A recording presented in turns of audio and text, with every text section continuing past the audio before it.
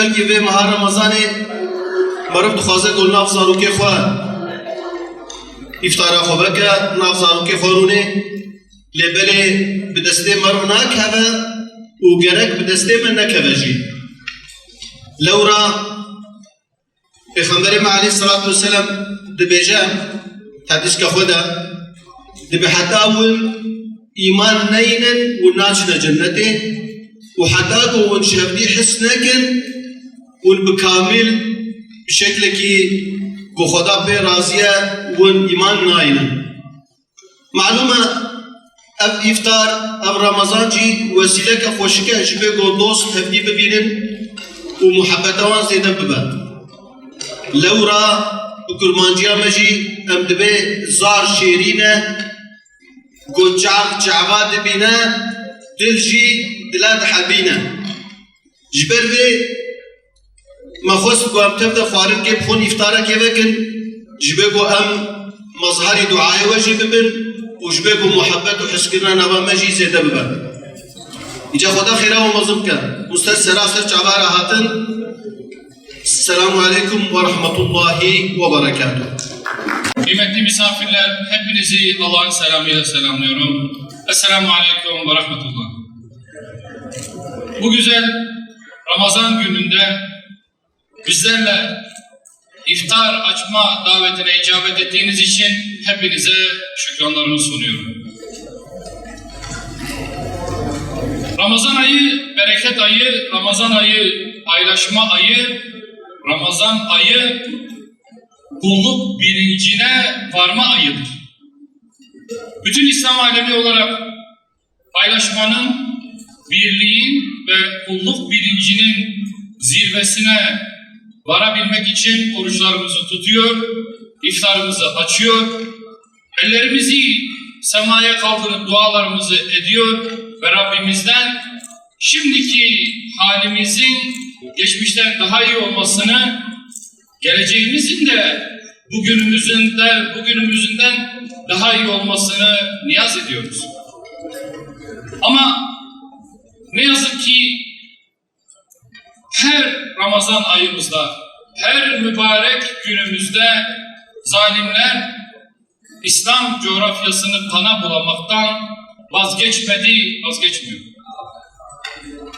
Neşemiz demek ki birilerinin gözüne batıyor. Huzurumuz birilerine huzursuzluk veriyor.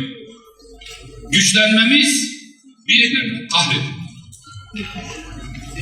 Evet, biz yüzlerce yıldır belki güçten düşürülmüş, birliği dağıtılmış bir ümmetiz. Ama çabamız, gayretimiz, inancımız, hedefimiz güçlenmek, güçlü olmak ama bununla asla ve kat'a birilerine zulmetmek değil. Güç elde etmemizin, bunu talep etmemizin amacı Rabbimizin bize emrettiği adaleti yeryüzünde hakim kılabilmektir. Ama zorbalığını, haydutluğunu, caniliğini her vesileyle bize ve bütün dünyaya gösteren Siyonist ve emperyalist güçler güçsüz kalmamızı ve zulümlerine sessiz kalmamızı istiyorlar. Her başını kaldıranın başını ezmeyi kendilerine bir görev addediyorlar. Yıllardır maalesef aynı senaryoyu tekrar izliyoruz ve bize izletiyorlar. Bizim de bütün İslam alemi olarak, bütün Türkiye olarak, bütün bir Batman olarak bunun farkına varmamız gerekiyor. O halde onlara düşen zulümse bize düşen adalettir, yerine getirmeliyiz. Onlara düşen haksızlıksa bize düşen iyiliği yüceltmektir, buna gayret etmeliyiz. Eğer biz kendi sorumluluğumuzu yerine getirmezsek, halimize razı kalırsak, dün Suriye'de, önceki gün Libya'da ve bugün İran'da olan Allah muhafaza bizlerin de başına gelebilir.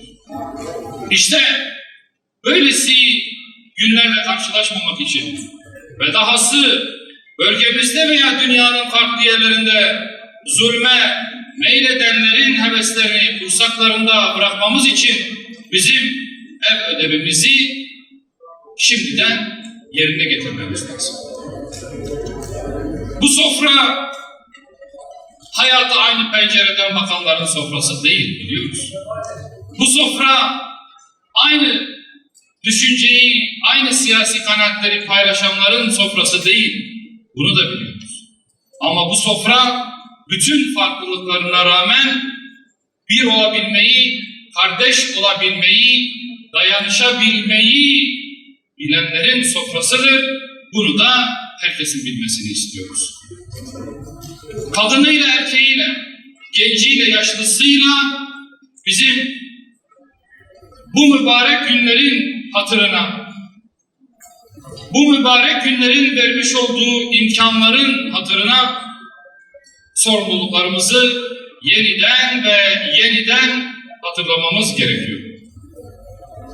Eğer biz adaletimizi tahkim edebilirsek, sosyal dayanışmayı zirveye çıkarabilirsek, yoksulun, yetimin ve mahrumun elinden tutabilirsek, birbirimize üstünlük taslamaktan vazgeçebilirsek, inşallah hiçbir zalim bize saldırmaya cesaret edemeyecektir. Eğer biz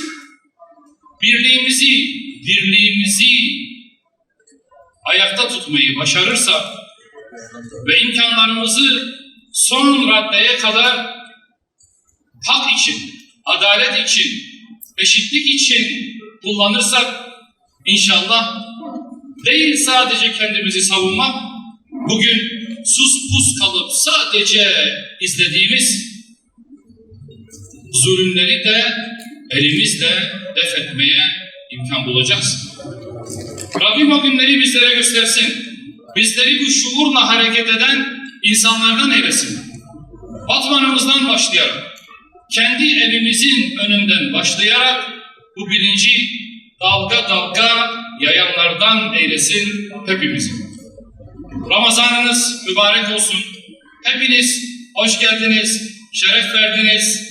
Allah bu günleri bize gösterdiği gibi Ramazan bayramına kavuşmayı da bizlere nasip etsin ve dün Ağrı'da iftarda ettiğim duanın benzerini burada da etmek istiyorum. İnşallah hepiniz bu duaya amin dersiniz. Ya Rabbi, geçen günlerde Şecere-i Tayyibe İlkokulu'nda katledilen 150'den fazla masum kız çocuğunun intikamını bayram öncesi zalimlerden al ya Rabbi. Allah hepinizden razı olsun. Şeref verdiniz. Allah'a emanet olunuz. Esselamu Aleyküm ve Rahmetullah. Allahümme inna na'udhu bike min'en nüşrike bike şey'en na'lemuhu ve nestağfiruke lima la na'lemuhu. ربنا آتنا في الدنيا حسنة وفي الآخرة حسنة وقنا عذاب النار سبحان ربك رب العزة عما يصفون وسلام على المرسلين والحمد لله رب العالمين. الفاتحة.